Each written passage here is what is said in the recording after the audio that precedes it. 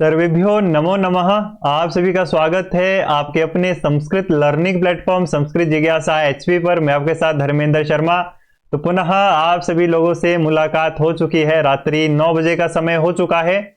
सभी विद्यार्थी शीघ्रातिशीघ्र कक्षा को ज्वाइन कर लेंगे। ठीक है, आज हमारी क्या रहने वाली है, 2014 द्वितीय कमीशन क्वेश्चन पेपर की ख यानी दूसरी क्लास रहने वाली है। ठीक है, चलिए आज हम क्या करेंगे, पूरे साहित्य भाग को एनालिसिस करेंगे। साहित्य भाग को पूरा निचोड़ करके रख देंगे।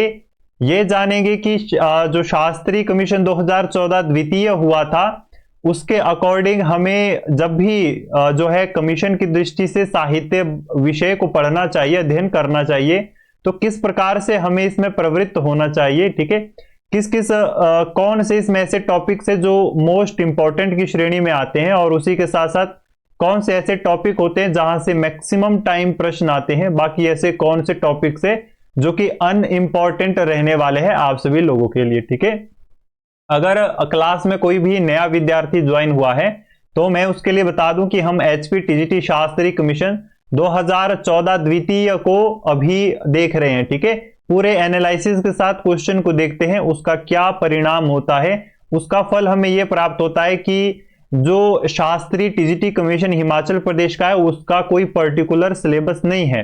ठीक है, परंतु यहां पर हमारे पास एक अच्छी आंसर की है। ठीक है, हमारे पास खजाने की एक चाबी है, वो है question paper. Old question paper को एनालिसिस करने से हम अपना एक सिलेबस भी तैयार करेंगे, साथ ही साथ ये भी जानेंगे ओल्ड क्वेश्चन पेपर से कि किस प्रकार से कौन सा क्वेश्चन पेपर किस को इफेक्ट कर रहा है। ठीक है, जैसे कि हम 2014 द्वितीय कमीशन को देख रहे हैं, ये भी हम देखेंगे कि 2014 द्वितीय कमीशन कैसे 2014 प्रथम कमीशन या 2017, 18, 20 कमीशन को किस प्रकार से इफेक्ट कर रहा है। उसमें साहित्य भाग क्या जो 2014 में पूछा गया है वही 2017 या 18, 20 में भी उसी प्रकार से पूछा जा रहा है, या फिर कहां भेद आ रहा है। ठीक है, इसी प्रकार से देखो, मैंने आपको ऑलरेडी बताया है द्वितीय कमीशन का क्या है। इसमें जो है आपके 3 कमीशन हुए थे। ठीक है, पहला कमीशन जो है आपका लीक हो गया था, फिर दूसरे पर आपका कोर्ट केस हो गया था, फिर तीसरा हुआ था उस आधार पर जो है 2014 में शास्त्री की वैकेंट पोस्टों को भरा गया था। ठीक है, तो उसमें हम द्वितीय भाग द्वितीय क्वेश्चन देखने वाले हैं। ठीक है, चलिए तो कक्षा को क्या करते हैं, शुरू कर लेते हैं। चलिए, बिल्कुल कक्षा को शुरू करने से पहले मैं अपने समस्त गुरुओं के प्रति अपनी कृतज्ञता तथा आभार व्यक्त करता हूं। चलो ज्यादा समय ना गवाते हुए सीधा ही हम प्रवेश कर जाते हैं अपने क्वेश्चन पेपर में। पहला ही प्रश्न जो है आपको जीवनी से संबंधित आ गया है। संस्कृत साहित्य के इतिहास से प्रश्न आ रहा है कि विशाख दत्त का समय डैश है। तो विशाख दत्त का समय कब था, 7वीं शताब्दी। 7वीं शताब्दी जो है आपका क्या माना जाता है, विशाख दत्त का समय माना जाता है।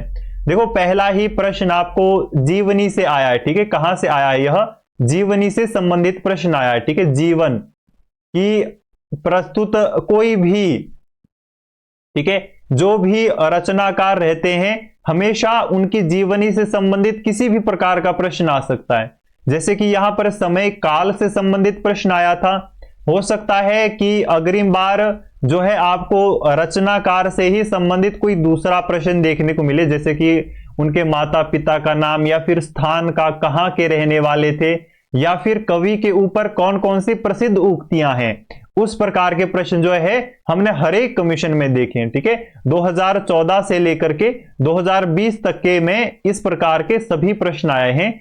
कवियों की जो जीवनियां होती है उससे संबंधित प्रश्न हर एक कमीशन में कहीं ना कहीं आया ही है। ठीक है, तो पहला प्रश्न कहां से आया था, संस्कृत साहित्य के इतिहास से आया था। दूसरा प्रश्न भी संस्कृत साहित्य के इतिहास से ही आ रहा है। क्या प्रश्न है, वेणी संहार नाटक में वर्णित घटनाएं मुख्यतः संबंधित है। तो वेणी संहार कहां से है, महाभारत।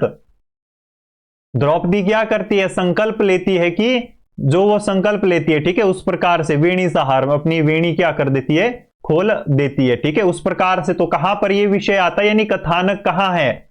इसमें जो है मुख्यतः देखो एग्जामिनर थोड़ा आपको कंफ्यूज कर रहा है। ठीक है, ये जो है वेणी संहार नाटक में वर्णित घटनाएं मुख्यतः संबंधित है, ये पूछने की कोशिश कर रहा है कि वेणी संहार जो ये नाटक रचित है इसका कथानक कहां से लिया गया है, ये साधारण भाषा में साधारण इसका यही अर्थ निकल के आता है। ठीक है, तो ये जो है महाभारत का विषय है, महाभारत के अंदर आता है, महाभारत से जो है इसका कथानक लिया गया है। देखो कथानक से रिलेटेड आपका जो भी ठीक है रहता है, जो आपके कथानक रहते हैं, कथानक से रिलेटेड हमेशा हर एक कमीशन में कम से कम एक प्रश्न जरूर आया है। ठीक है, हो सकता है किसी एक आध कमीशन में ना आया हो, परंतु कथानक से निश्चित ही आपको प्रश्न बने हैं काफी सारे कमीशनों में। ठीक है, 2017 में भी कथानक से आया है, 2020 में भी आया है, शायद 2018 में भी कथानक से आया, 2014 में भी आया है। तो जब भी जिस भी रचना को आप अध्ययन कर रहे हैं, जिस प्रकार से उसके रचनाकार का थोड़ा सा परिचय पढ़ेंगे, उसी प्रकार से रचना से संबंधित भी थोड़ी बहुत चीजें आपको देख करके जानी होती है। चलिए अग्रिम प्रश्न देखते हैं। जगण क्या है? य माता राज भान सलगाम, तो क्या हो जाएगा? मध्य गुरु, ISI मध्य गुरु हो जाएगा। बी ऑप्शन आपका क्या रह जाना था, इसमें सही रह जाना था वृत रत्नाकर। देखो वृत रत्नाकर दूसरे नंबर की सबसे मोस्ट इंपॉर्टेंट पुस्तक है यहां पर। ठीक है, मतलब वृत रत्नाकर से मैक्सिमम आपके 3 से 5 प्रश्न आने की संभावना हमेशा बनी रहती है। ठीक है, और इसमें सबसे प्रमुख अध्याय है पहला और तृतीय, ये जो 2 अध्याय हैं, इन्हीं में से जो है प्रश्न अभी तक के सभी कमीशंस की बात करें उनमें भी, एचपी टेट में भी बात करें उनमें भी, इन्हीं 2 अध्यायों से ही मैक्सिमम प्रश्न बनते हैं। ठीक है, किसी भी प्रकार का प्रश्न बन सकता है जैसे कि यहां पर आया है। ठीक है, चलिए अग्रिम प्रश्न देखते हैं। देखो रचनाकार, रचित ग्रंथ का नाम, ठीक है, इनके द्वारा कौन सा किया गया है रचना, तो गीता रहस्य, डी ऑप्शन जो है इसमें सही रहना था। ठीक है, गीता रहस्य जो है इनके द्वारा वर्णित है, लिखा गया है गीता के ऊपर। ठीक है, देखो रचनाकार से संबंधित प्रश्न हर एक कमीशन में आया है। अगर हम 2014 प्रथम कमीशन की बात करें तो वहां ढेर सारे प्रश्न आए हैं खाली रचनाकार से ही। हमेशा साहित्य भाग का सबसे इंपॉर्टेंट पार्ट है रचनाकार। रचना से रचनाकार के बारे में पूछा जा सकता है, रचनाकार से रचना के बारे में पूछा जा सकता है। एक ही प्रश्न है और 2 प्रकार से पूछा जाता है। ठीक है, एक बाण 2 निशाने, इस प्रकार से प्रश्न आता है। तो हमेशा रचनाकार से प्रश्न आया है, और रचनाकार से संबंधित यदि साहित्य भाग बहुत ज्यादा परीक्षा में आ रहा है तो हमेशा संभावना रहती है कि 5 से 7 प्रश्न जो है रचनाकार से ही आ जाएं। ऐसे 3 से 4 प्रश्न तो मैक्सिमम टाइम हर एक कमीशन में आए हैं और आने की बहुत ज्यादा संभावना है। ठीक है, और ये रचनाकार यहां के ही नहीं, आपके हर एक जो भी है व्याकरण वेद सभी के इतने इंपॉर्टेंट होते हैं। कोई भी ग्रंथ का अध्ययन कर रहे हैं उसके रचनाकार के बारे में तो निश्चित ही ज्ञान होना चाहिए। ठीक है, चलिए अग्रिम प्रश्न देखते हैं। नारद और श्री कृष्ण का संवाद मिलता है, तो इनमें से किसमें मिलता है? ये आपका शिशुपाल वध में मिलता है, शिशुपाल वधम में मिलता है। ठीक है, ये भी संस्कृत साहित्य के इतिहास से ही प्रश्न आया है। देखो बाकी हम इसको सिलेबस पार्ट में थोड़ा सा डिस्कस करेंगे। यदि हम अभी इसकी बात करें, देखो जो आपको शास्त्री के सिलेबस में पर्टिकुलर ग्रंथ लगे हैं वो तो आपको अंदर से पढ़ने ही पड़ेंगे, परंतु जो नहीं लगे हैं इस प्रकार के जो ग्रंथ हैं उनका एक खाली सारांश भाग आपको पता होना चाहिए। ठीक है, उसका सारांश भाग का ज्ञान होगा तो आप सही आंसर तक पहुंच जाएंगे। उससे ज्यादा डीप उस पुस्तक से नहीं आता, और अगर आता है तो वो सभी के लिए उतना ही मुश्किल विषय रहता है जितना कि आप लोगों के लिए रहेगा। ठीक है, अगर इन प्रश्न देखते हैं। हाँ, तो शेर और राजा दिलीप का संवाद मिलता है, तो ये कहां मिलता है? तो रघुवंश में मिलता है एक तो, और रघुवंश के भी द्वितीय सर्ग में मिलता है। ठीक है, बी ऑप्शन आपका इसमें सही रहना था। रघुवंशम की बात करें हर एक कमीशन में इससे 1 से 2 प्रश्न आया ही आया है, शायद किसी एक कमीशन को छोड़ करके, किसी एक शायद 2020 कमीशन में रघुवंशम से प्रश्न नहीं आया, या फिर 2018 कमीशन में नहीं आया है, परंतु रघुवंशम से संबंधित प्रश्न हमेशा कमीशनों में बनते हैं। ठीक है, चलिए तो ये एक इंपॉर्टेंट पुस्तक है और इसको आपको थोड़ा सा अंदर से अध्ययन करना रहता है। चलिए अग्रिम प्रश्न की ओर बढ़ते हैं। अपि ग्रीवा रोदिति दलिति व्रजस्य हृदयम, यह जो है पंक्ति प्राप्त होती है, कहां पर प्राप्त होती है? यह उत्तर रामचरित में प्राप्त होती है। ये क्या है? आपका श्लोकांश भाग है। इस प्रकार से क्या होते हैं कि कुछ इनमें से जो शास्त्री के सिलेबस में आपको जितनी भी पुस्तकें लगी हैं, साहित्य भाग में जितने भी ग्रंथ लगे हैं, उनमें से अंदर से भी निश्चित सूक्तियां बनती है, ठीक है। सूक्तियों से संबंधित हमेशा प्रश्न आते हैं। बाकी सूक्तियां पढ़ के जाइए, थोड़ा थोड़ा तो आपको हर एक ग्रंथ का अध्ययन करना रहता है, ठीक है। तो उत्तर रामचरित की बात करें, हर एक कमीशन में जो है इससे एक से जो है 3 प्रश्न हमेशा ही बने हैं, और उत्तर रामचरित से हर एक कमीशन में जो है प्रश्न आए ही आए हैं, ठीक है। बाकी जो सूक्तियां होती है उनसे तो संबंधित प्रश्न आते ही है, चाहे वो सूक्तियां काव्य के अंदर हो या फिर किसी कवि की जीवनी से संबंधित। दोनों प्रकार की सूक्तियां मोस्ट इंपॉर्टेंट है, कहीं से भी कोई भी पूछी जा सकती है। अग्रिम प्रश्न देखते हैं, वाक्यम रसात्मकम काव्यम, यह जो है किसका लक्षण है? तो किसका लक्षण है यह? आचार्य विश्वनाथ का। यह प्रश्न कहां आया है आपको? 2014 प्रथम कमीशन में भी यही प्रश्न आया है आपको, है ना, कि वाक्यम रसात्मकम काव्यम। शायद ये 2017 कमीशन में भी यही प्रश्न आया है। तो इस प्रकार से कमीशनों में भी रिपीटेड प्रश्न रहते हैं। देखो साहित्य दर्पण की बात करें तो साहित्य दर्पण से जो इसमें 2 से 3 प्रश्न आने की संभावना हर एक परीक्षा में जो है बनी रहती है, और साहित्य दर्पण से प्रश्न आएगा ही आएगा, ठीक है, चाहे वो फिर एक ही प्रश्न क्यों ना आए। बाकी डिपेंड करता है कि एग्जाम में साहित्य भाग कितना आ रहा है, ठीक है। चलिए अगले प्रश्न की ओर बढ़ते हैं।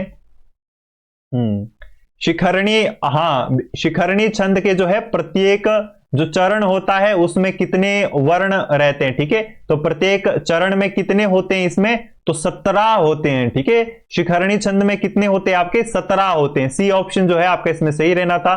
देखो वृत्त रत्नाकर के 2 अध्याय में आपको बता चुका हूं, पहला और तृतीय, इन दोनों में से ही प्रश्न आपको बनते हैं। इन दोनों का अध्ययन करना आवश्यक रहता है। अगले प्रश्न देखते हैं। हाँ, तो उपमा अलंकार के लिए जो है प्रसिद्ध कवि है तो महाकवि कालिदास। देखो इस प्रकार से जो है कवियों के ऊपर की सूक्तियां भी आती है। तो जब भी आप ये जीवनी से संबंधित प्रश्न है, जब भी किसी भी कवि की आप जीवनी पढ़ रहे हैं तो उसमें हर एक भाग आपको देखना पड़ेगा, ठीक है। चाहे वो कवियों के ऊपर की जो सूक्तियां होती है और जो काव्य के अंदर की सूक्तियां होती है, दोनों इंपॉर्टेंट है और दोनों से प्रश्न हर एक कमीशन में आए हैं और हमेशा बनते भी है, ठीक है। चलिए ये भी कहां से प्रश्न आया है? संस्कृत साहित्य के इतिहास से हम इसको लेंगे। चलिए अग्रिम प्रश्न देखते हैं। देखो पुनः ऊपर आपसे एक काव्य का लक्षण पूछा गया, यहां दूसरे कवि के काव्य का लक्षण पूछा गया, ठीक है, कि भाई अदोष रहित हो, शब्दार्थ समन्वित हो, सगुणावन लंकृति पुनः क्वापी, यहां तक है ये, ठीक है। यह जो है किस आचार्य के काव्य का लक्षण है? तो किसका है? आचार्य मम्मट का है। यह भी जो है किसी कमीशन में आपको प्रश्न आया है शायद, ठीक है। 2017 से लेकर के 20 कमीशन में किसी एक कमीशन में शायद यह प्रश्न जो है रिपीटेड हुआ है। कुछ इस प्रकार का प्रश्न जो है देखने को प्राप्त हुआ था। यह भी जो है काव्य प्रकाश से आपको आया है।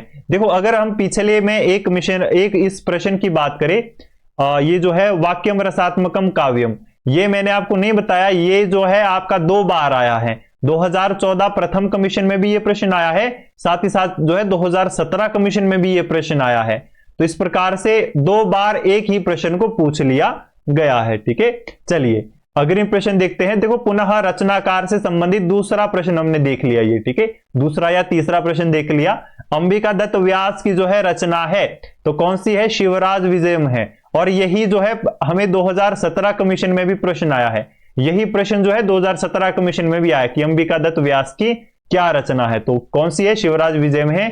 इसको कहां से लेंगे हम? संस्कृत साहित्य के इतिहास से इसको लेंगे। चलिए अगले प्रश्न देखते हैं। देखो पुनः आप लोगों से क्या पूछा जा रहा है? कवि के ऊपर आने वाली सूक्तियों को जो है आप लोगों से पूछा जा रहा है, ठीक है।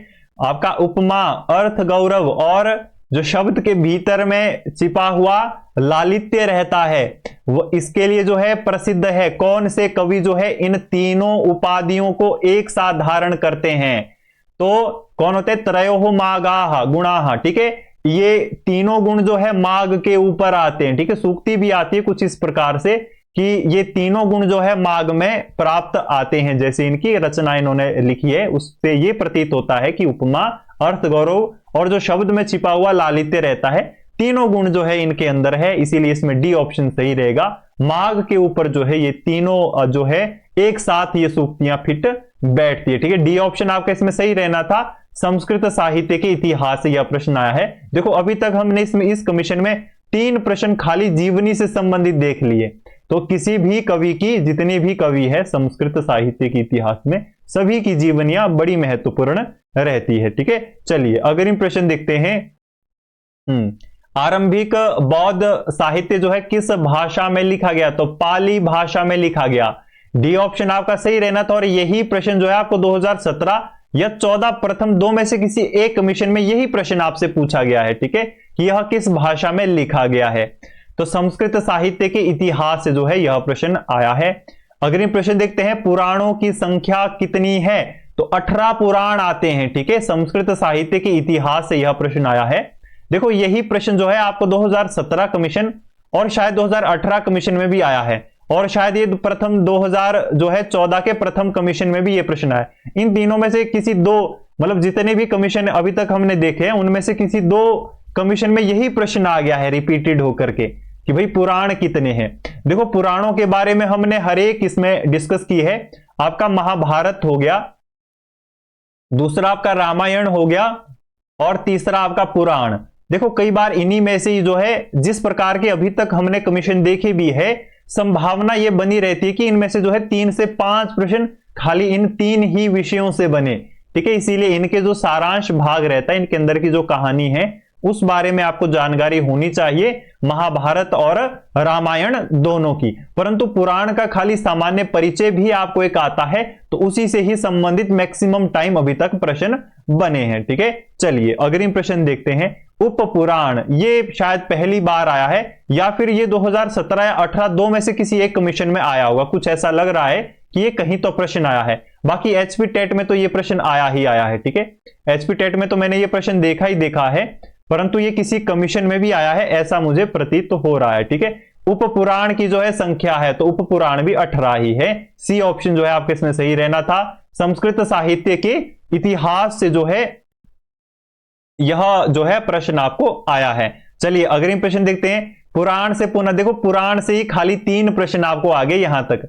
पुराण में जो है पुराण में डैश विश्वकोश के रूप में प्रसिद्ध है, तो वो अग्नि पुराण है। ठीक है, बी ऑप्शन जो है आपका इसमें सही रहना था।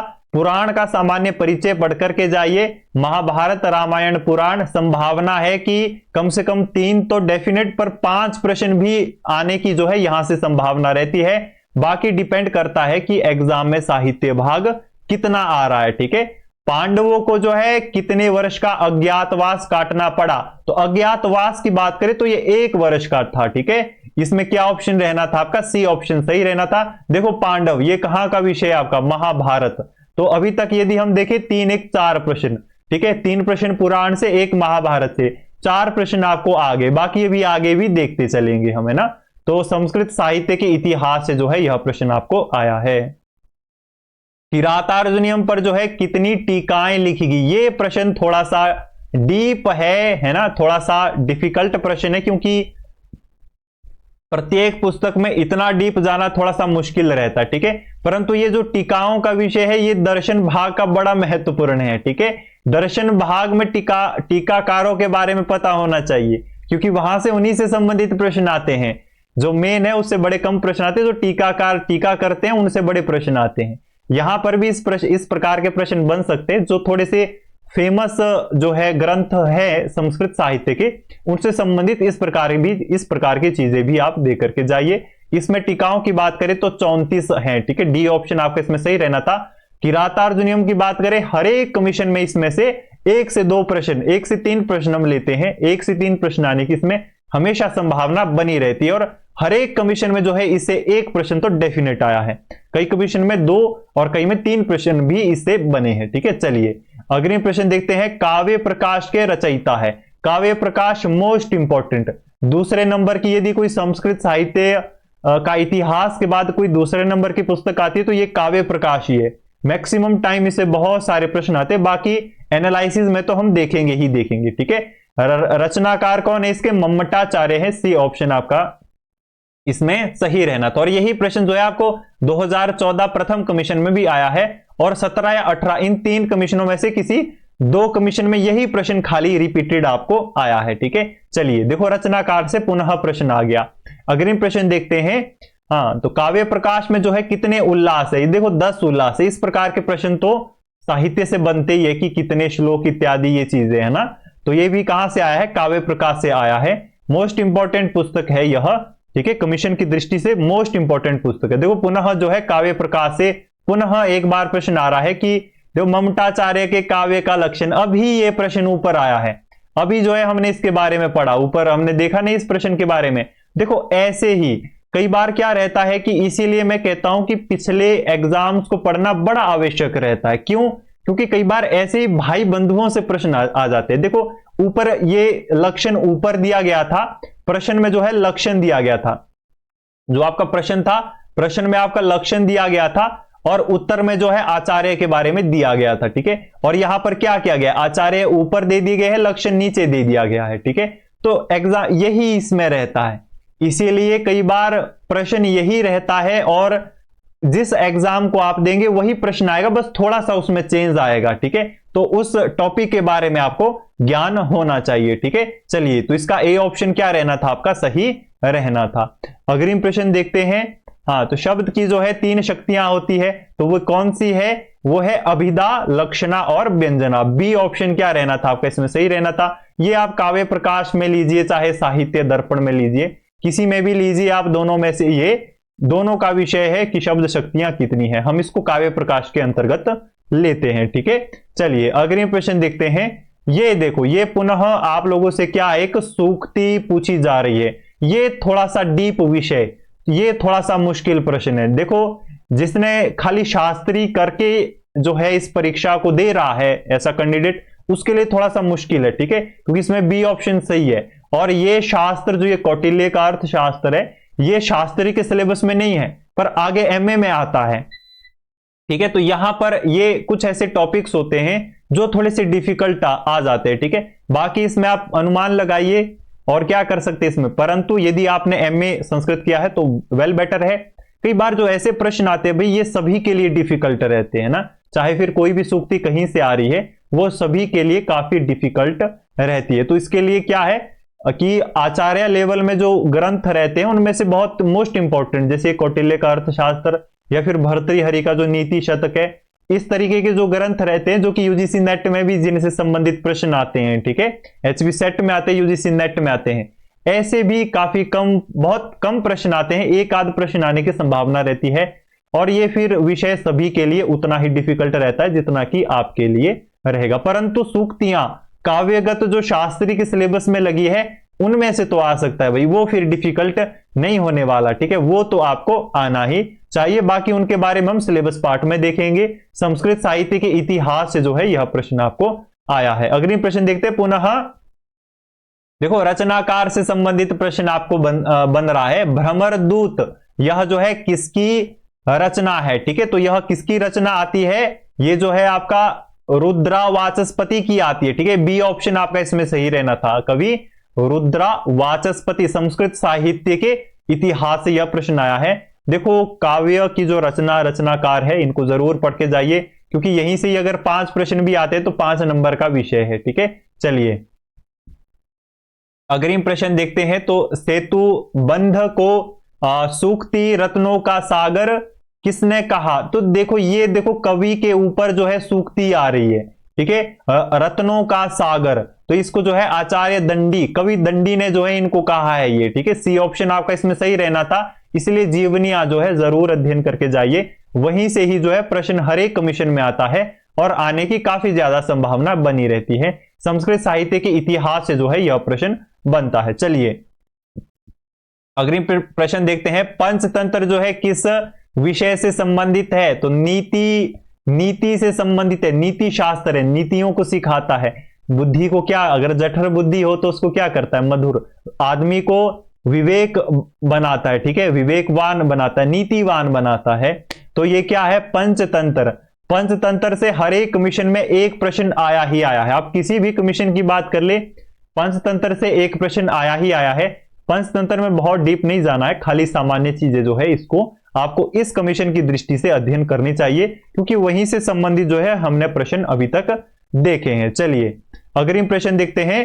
अकरुणाहा, तो ये जो है सूक्ति आ रही है आपको कहां से आ रही है। यह जो है किस नायिका का कथन है, ठीक है। तो ये देखो नायिका, जब नायिका का विषय आ रहा है तो आप देख सकते हैं कि नायिका कौन है, ठीक है। तो नायिका है सभी, सीता भी नायिका है किसी की, है ना, सावित्री भी है, दमयंती भी है और वासवदत्ता भी है, सभी नायिका दे दी गई है। परंतु ये जो है ना, ये जो है आपकी स्वपन वासवदत्तम की है, वासवदत्ता जो है नायिका का यह कथन है। स्वपन वासवदत्तम से यह प्रश्न आया है, और स्वपन वासवदत्तम से हमेशा एक प्रश्न तो आया ही आया है, एक प्रश्न तो इससे आता ही आता है। चाहे एचपी टेट की भी बात करो, वहां पर भी एक प्रश्न इससे आता ही आता है, और यहां पर भी आ ही रहा है। तो बाकी हम बात करें कई कमीशन में जो इससे 2 प्रश्न भी आए हैं, तो यहां से संबंधित प्रश्न बनते हैं, ठीक है। कहीं से भी प्रश्न आ सकता है स्वपनवास वदत्तम से, इसको भी परीक्षा की दृष्टि से अध्ययन करना आवश्यक रहता है। बाकी इस प्रकार के जो कथन वगैरह रहते हैं, सूक्तियां, काफी प्रसिद्ध उक्तियां सूक्तियां, वो तो आते ही है। नाटकों के आप जो है परिचय भी देख सकते हैं, कौन नायक इत्यादि चीजें हैं, ठीक है। इस प्रकार के बाकी सारांश भाग यदि देख करके जाएंगे, कहीं ना कहीं वो भी पर्याप्त रहता है इस कमीशन की दृष्टि से, ठीक है। अग्रिम प्रश्न देखते हैं। विद्या विहीन पशु, यह जो है संकलित है, तो यह कहां संकलित है? नीति शतक में यह संकलित है। देखो इस प्रकार का थोड़ा सा डिफिकल्ट रहता है, कुछ ऐसे जो रचनाएं रहती है कि यदि वहां से संबंधित प्रश्न आए तब थोड़ा सा डिफिकल्ट विषय हो जाता है। बाकी देखो अगर हम 2017 कमीशन के बाद की बात करें, ठीक है, 2017 कमीशन की बात करें, यानी 2017, 18 और 20 कमीशन की बात करें, तो इस प्रकार के प्रश्न वहां पर नहीं आए हैं। हालांकि एक में शायद महाभारत से थोड़ा सा ऐसा प्रश्न आया था, बाकी नहीं आए हैं, ठीक है। तो हो सकता है कि जिस कमीशन को आप दे वहां पर थोड़े से ऐसे विषयों से भी प्रश्न देखने को मिले जो कि आपको शास्त्री में नहीं है परंतु आचार्य लेवल में है, यानी कि जो कि यूजीसी नेट की दृष्टि से इंपॉर्टेंट टॉपिक्स रहते हैं। बाकी आपका ऐसे मैक्सिमम टाइम आने की बहुत कम संभावना रहती है, एक आध प्रश्न जो है कमीशन में आ सकता है जो कि इस प्रकार का आपको बनता हो। बाकी हम इसको जो है संस्कृत साहित्य के इतिहास से ही लेंगे, ठीक है। नीति शतक भर्तृहरि द्वारा विरचित उस ग्रंथ से यह आया है आप लोगों को, है ना। चलिए अग्रिम प्रश्न देखते हैं। देखो पुनः जो है आप लोगों से एक सूक्ति पूछी गई है, इस सूक्ति का संबंध कहां से है? इसमें जो है 3 ये सूक्तियां आई थी, तो इसका जो है महाभारत में संबंध है। न बिना गुरु संबंधम ज्ञानस्याधिगमः गमः स्मृतम, यह जो है सूक्ति कहां है संकलित? तो यह जो है महाभारत में है। देखो महाभारत से जो है आपको शायद 2017 या 18 दोनों में से किसी एक कमीशन में सूक्ति आई है आपको, शायद या 17 में आई है या फिर 18 में आई है, दोनों में से किसी एक में आई है। महाभारत से जो है संबंधित थोड़े से सूक्ति भाग को भी दे करके जाइए, हो सकता है कि जिस कमीशन को आप दे वहां से भी इस प्रकार का प्रश्न आपको देखने को प्राप्त हो। संस्कृत साहित्य के इतिहास से जो है यह प्रश्न आपको बनता है। कथा सरित सागर जो है किसकी रचना है? तो सोमदेव की रचना है। यह प्रश्न जो है 2017 और 20 दो कमीशनों में आया है, ठीक है।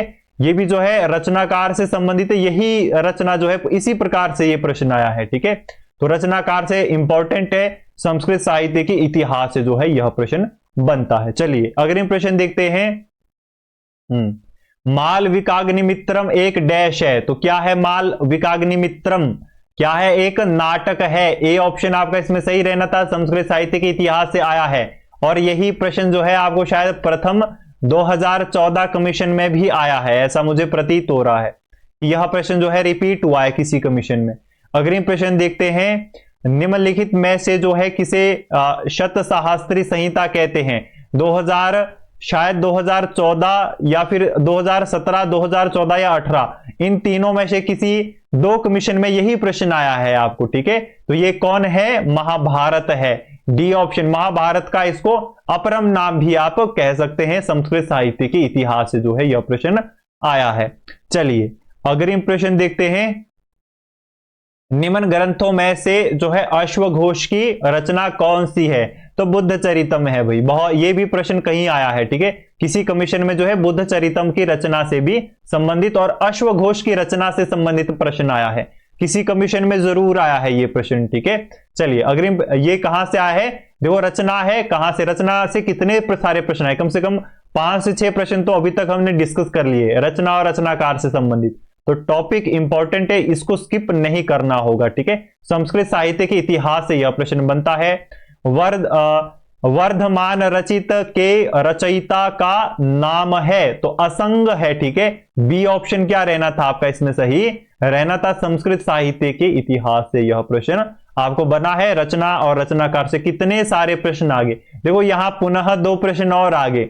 इस कमीशन में बात करें तो 10 प्लस 10 से ज्यादा तो खाली रचना और रचनाकार से संबंधित प्रश्न आ रहे हैं, इसीलिए ये साहित्य का एक इंपॉर्टेंट पार्ट रहता है, ठीक है। देखते हैं इस प्रश्न को। शारीपुत्र प्रकरण, ये भी किसका है? अश्वघोष का है। सी ऑप्शन आपका इसमें सही रहना था। रस रत्नाकर, यह किसका है आपका? यह रस रत्नाकर किसका आता है आपका? ये नागार्जुन का है, ठीक है। किसका है? रस रत्नाकर। ए ऑप्शन जो है आपका इसमें सही रहना था।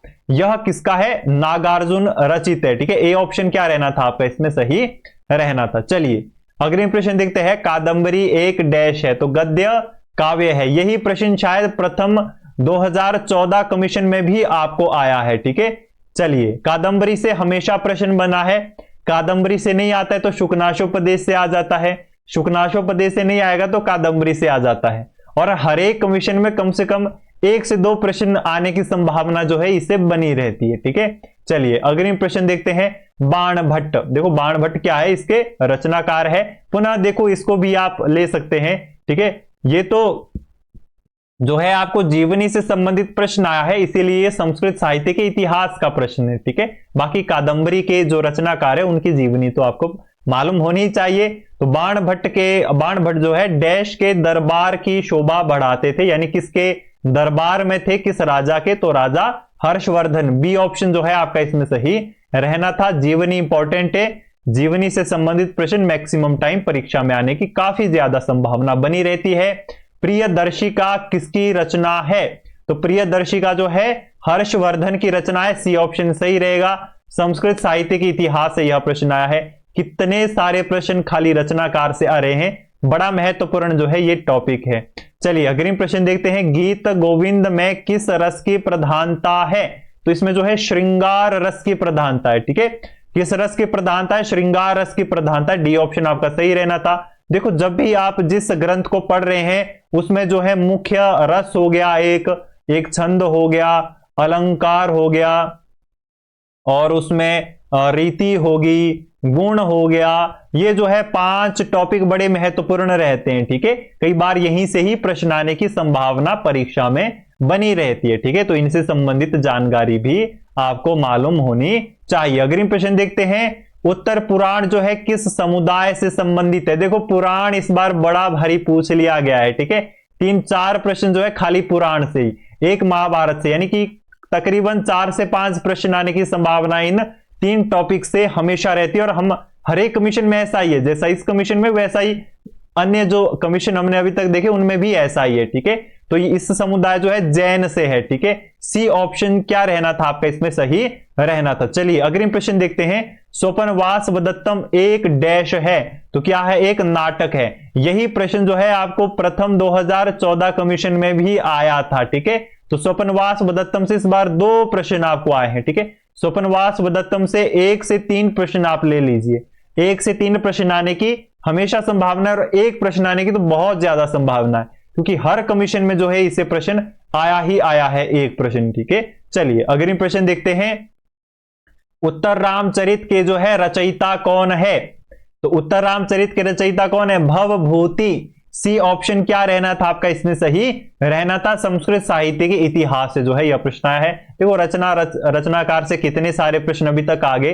राजा उदयन व सागरिका की प्रेम कथा का वर्णन डैश नाटिका में है? तो रत्नावली में है। डी ऑप्शन आपका इसमें सही रहना था। देखो कोई भी ग्रंथ पढ़ रहे हैं उसका सारांश भाग का अध्ययन करना काफी ज्यादा आवश्यक रहता है, ठीक है। ब्रह्मसूत्र किसकी रचना है? तो बादरायण की रचना है। यही प्रश्न जो है आपका किस में आया है? जो है प्रथम 2014 कमीशन में भी आपका आया है, और ये शायद एचपी टेट में भी मैंने कई बार ये प्रश्न देखा है। बाकी बहुत सारे ऐसे प्रश्न हैं जो मैंने देखे हैं, हालांकि यहां हम डिस्कस नहीं कर रहे हैं, पर जब एचपी टेट देखेंगे तब हम जब एचपी टेट की एनालिसिस क्लासेस लगेगी तब हम इनको भी वहां पर कोरिलेट करने की कोशिश करेंगे, ठीक है। चलिए अगले प्रश्न देखते हैं। प्रश्न पिछला कहां से आया था? संस्कृत साहित्य के इतिहास से ही आया था। अगले प्रश्न भी देखते हैं, सुश्रुत संहिता का संबंध है, तो संस्कृत साहित्य के इतिहास से प्रश्न आया। देखो ये सुश्रुत जो वैद्य रहे हैं इनसे संबंधित प्रश्न आपका 2014 प्रथम कमीशन में भी प्रश्न आया था। ये महाभारत का प्रश्न है भाई, ठीक है। दूसरा इनमें से 2017 कमीशन में भी आया था और 2018 3 बार सुश्रुत से ही संबंधित प्रश्न आ गया है, ठीक है। तो ये शल्य जो आपके रहते हैं ना चिकित्सा, उसके वैद्य थे, ठीक है, और इन्होंने लक्ष्मण को भी ठीक पुनर्जीवित किया था। इस प्रकार का प्रश्न भी हमें आया था, ठीक है। तो रामायण का जो सारांश भाग है उसको भी आपको दे करके जाना होगा। देखो इस कमीशन में हम बात करें तो 6 प्रश्न आपके इन टॉपिक से आए हैं, पुराण, रामायण, महाभारत। तो इन तीनों इंपॉर्टेंट है, तीनों से संबंधित यदि 5 प्रश्न आते हैं तो 5 या 4 भी आते तो 4 नंबरों का विषय है, ठीक है। अग्रिम प्रश्न देखते हैं, भारवी की रचना है, तो भारवी की कौन से? तो इनमें से किरातार्जुनीयम होगी। बी ऑप्शन क्या रहेगा आपका? सही रहेगा। चाहे रचनाकार से रचनाकार के बारे में पूछ लो, ठीक है, रचनाकार से रचना के बारे में, रचना से रचनाकार के बारे में, एक ही बात है दोनों, है ना, ठीक है। अग्रिम प्रश्न देखते हैं, चलिए।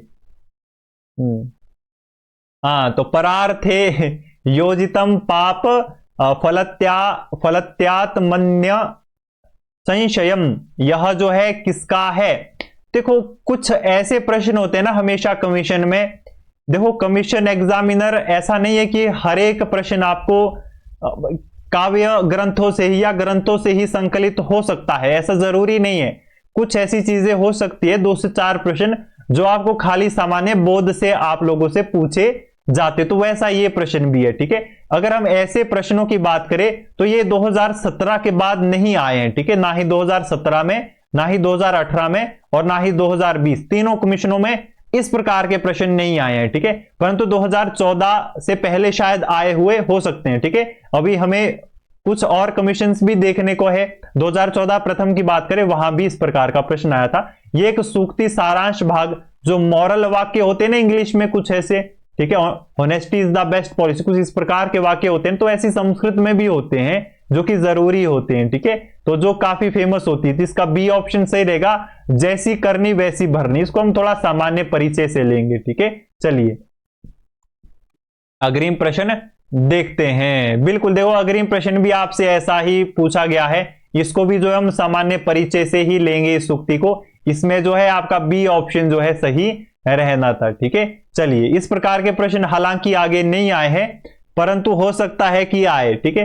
तो सामान्य चीजें जो है थोड़ी बहुत दे करके जाइए मॉरल वाक्य को, ठीक है। ऐसे वाक्य जो काफी ज्यादा प्रसिद्ध है, बाकी ऐसे वाक्य ज्यादातर आने की संभावना आपको काव्य ग्रंथों से ही रहती है, ठीक है, जो शास्त्री में लगे हुए रहते हैं उन्हीं से ही। चलिए अग्रिम प्रश्न देखते हैं, विभत्स रस का जो है संबंध किस वर्ण से है? तो नील वर्ण से है, ठीक है। सी ऑप्शन आपका इसमें सही रहना था। देखो वर्ण से संबंधित प्रश्न जो है आपको प्रथम 2014 कमीशन में भी आया था, और काव्य प्रकाश मोस्ट इंपॉर्टेंट पुस्तक है, कहीं से भी प्रश्न आ सकता है। पुनः देखो काव्य प्रकाश से प्रश्न आ रहा है, अद्भुत रस का जो है संबंध किस देवता से है? तो ब्रह्मा। डी ऑप्शन क्या रहना था आपका इसमें सही रहना था। काव्य प्रकाश दूसरे नंबर की सबसे इंपॉर्टेंट पुस्तक है। चारुदत्त नामक नायक जो है किस नाटक से संबंधित है? तो यह किससे है? मृच्छकटिकम।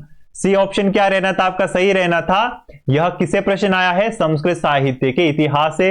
राज तरंगिणी के रचनाकार कलहण डैश निवासी थे। देखो 2 बार ये पूछा गया है कि राज तरंगिणी के रचनाकार कौन है, ठीक है। 2 कमीशनों में यही प्रश्न आया है आपको, और यहां पर उसे थोड़ा सा मिल करके प्रश्न आ गया, यहां पर थोड़ा सा ऐड कर दिया गया कि राज तरंगिणी के रचनाकार जो कलहण है वो किस जगह के रहने वाले थे, ठीक है। तो इसी प्रकार के भाई बंधुओं से संबंधित प्रश्न भी आ सकते हैं, ठीक है। डी ऑप्शन इसमें सही रहना था, कश्मीर के रहने वाले थे। ये जीवनी से संबंधित प्रश्न है, संस्कृत साहित्य के इतिहास से हम इसको देखेंगे, ठीक है। चलिए अग्रिम प्रश्न देखते हैं। हितम मनोहारी च दुर्लभम बचह, कहां है यह? किरातार्जुनीयम की।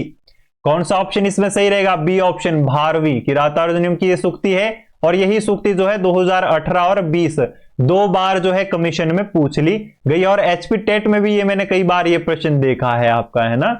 चलिए अग्रिम प्रश्न देखते हैं। निम्न में से कौन सी रचना ग्रंथ महाकाव्य नहीं है? तो पंचतंत्र नहीं है भैया, क्या है? नीति नीति ग्रंथ है। ठीक है, डी ऑप्शन आपका सही रहना था, संस्कृत साहित्य के इतिहास से यह प्रश्न आपका बनता है। चलिए अंतिम प्रश्न है यह आज का। ठीक है, अंतिम प्रश्न है हितोपदेश में कितने परिच्छेद हैं? तो 4 परिच्छेद है। ठीक है, हितोपदेश से संबंधित प्रश्न यूं आया नहीं है। ठीक है, 2017 या फिर प्रथम 2014 कमीशन में आया है शायद। ठीक है, परंतु हितोपदेश और पंचतंत्र दोनों जो है यह इंपॉर्टेंट है। ठीक है, जो पंचतंत्र है दोनों इंपॉर्टेंट है। दोनों में से किसी एक पुस्तक से नहीं आएगा तो दूसरे पुस्तक से आने की संभावना बनी रहती है, और सामान्य प्रश्न ही इससे आएंगे। काफी ऐसा नहीं कि बहुत डीप से इससे प्रश्न बनते हैं, थोड़े सामान्य टॉपिक्स जो रहते हैं उन्हीं से संबंधित प्रश्न आने की संभावना हमेशा बनी रहती है। चलिए अब आखिर में क्या करेंगे, एनालाइज करेंगे अपना पूरा,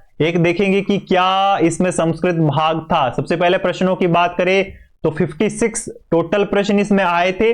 देखो ये 200 नंबरों की परीक्षा रहती थी। ठीक है, तो इसमें ज्यादा टॉपिक्स ऐड हो जाएंगे। ठीक है, जैसे हमने 2017 के बात के देखे उनमें क्या था 170 थे, तो कम हो जाएगा विषय भी। ठीक है, तो यहां पर 200 प्रश्न है तो विषय ऑटोमेटिक ही बढ़ जाएगा।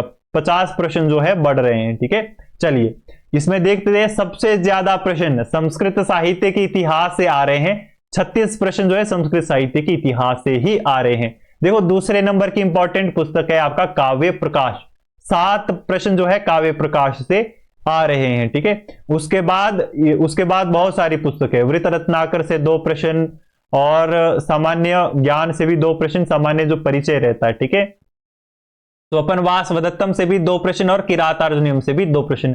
बाकी जो है आपको हितोपदेश और पंचतंत्र से एक प्रश्न आ रहा है।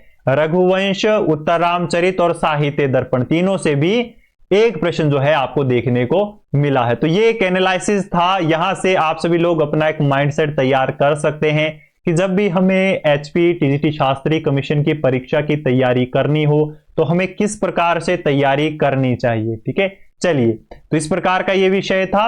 अभी तक कक्षा में जुड़े रहने के लिए आप सभी लोगों का बहुत बहुत धन्यवाद। देखिए अगर आप में से कोई भी ऐसा नया विद्यार्थी है तो सबसे पहले तो चैनल को सब्सक्राइब कर बेल आइकन प्रेस करनी है। दूसरा देखो ये जितने भी जो क्वेश्चन पेपर है वो आपको हमारे एप्लीकेशन में भी देखने को मिलते हैं। ठीक है, डाउनलोड द अक्षरम ऐप, अक्षरम ऐप को आप प्ले स्टोर से भी डाउनलोड कर सकते हैं। बाकी वीडियो के डिस्क्रिप्शन में तो सभी प्लेटफॉर्म्स के लिंक है, वहां से आप डायरेक्ट यहां तक पहुंच सकते हैं। ठीक है, वहां पर उस जो बैच है जिसके अंदर आपको क्वेश्चन मिलेगा उसका भी लिंक मैंने ऑलरेडी डिस्क्रिप्शन बॉक्स में दे रखा है, वहां से भी आप वहां तक पहुंच सकते हैं। ठीक है, तो वहां से जो है आप जो ये क्लासेस हो रही है इनको भी देख सकते हैं, वहां पर इनके नोट्स भी वहां पर अवेलेबल रहेंगे, साथ ही साथ जो है ओल्ड क्वेश्चन पेपर भी वहां पर अवेलेबल आपके लिए बिल्कुल फ्री ऑफ कॉस्ट रहने वाले हैं। ठीक है, चलिए तो बाकी इसी के साथ साथ देखो नई बात यह है कि हम अभी जो है अपने बिल्कुल इस चैनल पर, हाँ बिल्कुल टेलीग्राम चैनल पर जो है हम डेली बेसिस पर एक सीरीज शुरू करने वाले हैं जिसमें कि सुबह जो है आपका एक क्विज लिया जाएगा। पूरे दिन में कभी भी आपको एक दिन में एक क्विज लिया जाएगा जिसमें कि आपसे जो है 6 क्वेश्चन पूछे जाएंगे